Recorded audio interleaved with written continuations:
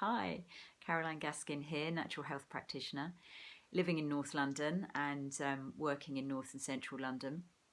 Although really I work all over the world. I've got clients I speak to in New Zealand first thing in the morning, and East Coast states sort of late at night when you're just waking up and I'm just going to bed. But we can do that these days. We can speak in Skype or Zoom or WhatsApp video. But today I'm going to talk about managing menopause naturally. So this is a hot topic for me. I see many women who come to me at all stages of menopause.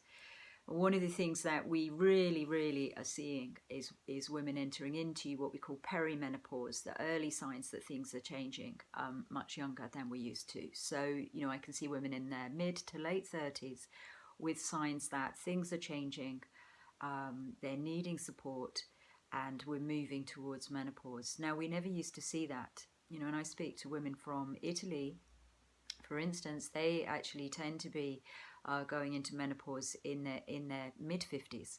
In the UK, it's generally around 50, 51 that our periods actually stop. Why are we doing this younger and younger? I'm always seeking answers to these kind of questions. And when I do my talks and workshops, I'll always show what I call the toxic timeline for the 20th century.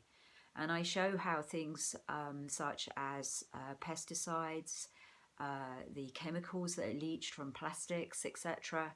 More recently, we have glyphosate, which is a type of pesticide in the food chain that's been around for the last 20 years.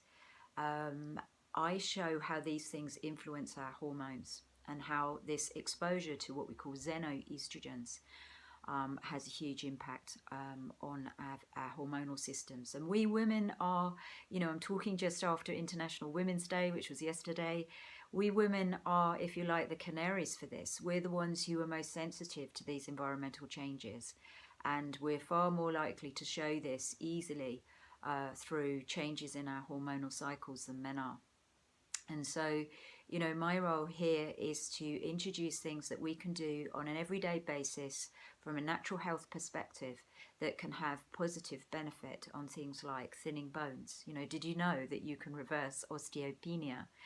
Osteopenia is the precursor to osteoporosis. Most people have heard of osteoporosis. By the time that's happening and you've actually lost bone density, you've lost the integrity in the bones, calcium and phosphorus that the bones are made out of, you are really in trouble. If you've got osteopenia, you can do lots and lots of things that really enhance your bone integrity, and I've actually seen osteopenia reverse. So we're talking about pathologies which we can change through natural health options.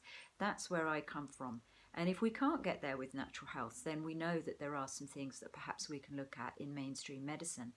Do we always need to go to mainstream medicine?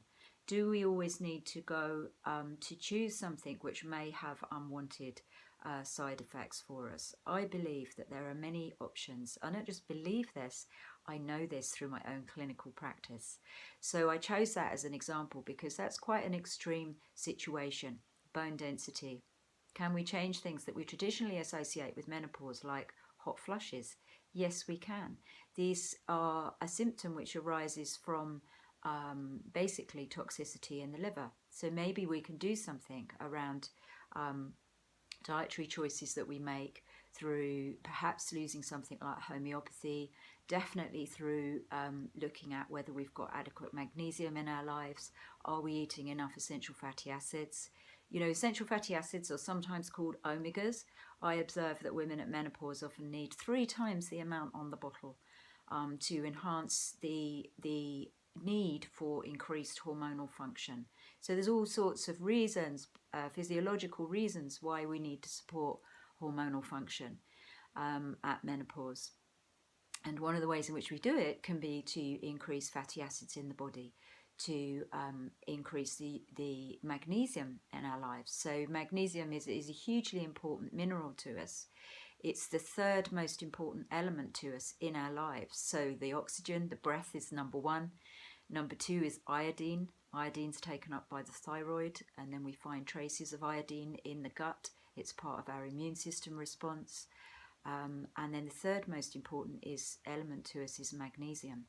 So maybe we just need to increase magnesium in our lives for an awful lot of things to happen and function effectively in the body.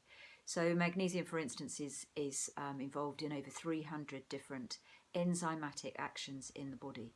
If we don't have enough, and why might we not have enough?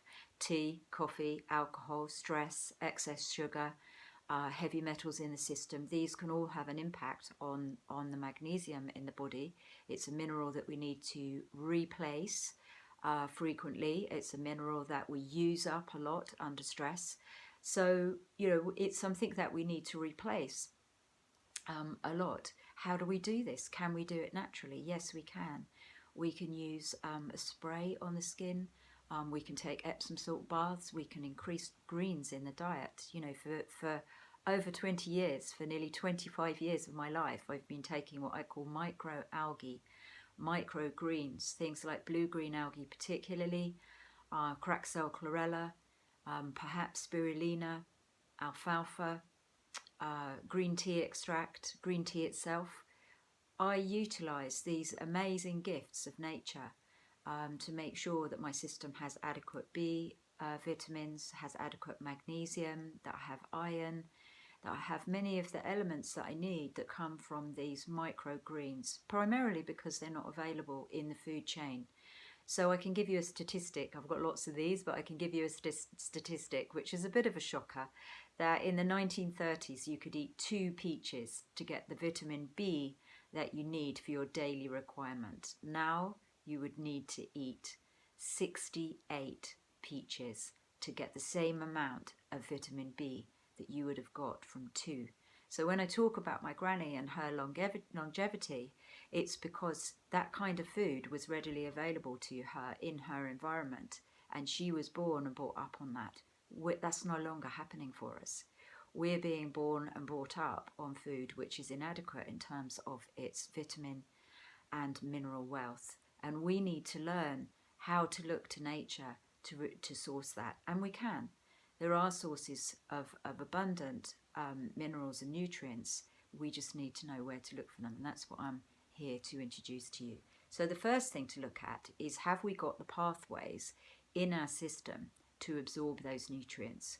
So for many of us, we need to have a more diverse gut flora, a more diverse microbiome is the word that we're now using. And how do we do that? By increasing perhaps fermented foods in our diet, by fermenting our vegetables so that the nutrients in them are more bioavailable to us.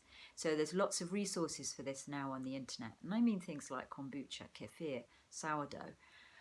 There are many different ferments that we can turn to for increasing the diversity of our gut flora and for enhancing the nutritional take-up from the food that we are eating. Then we can start to add in specials to make sure that what we've got is more nutrient dense.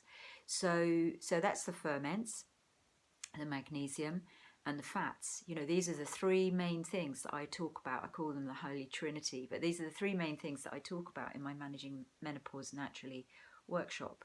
I also talk about them in my Balancing Your Hormones workshop, because they're fundamental to making the hormones that we need to function. And there are many hormones beyond estrogen and progesterone.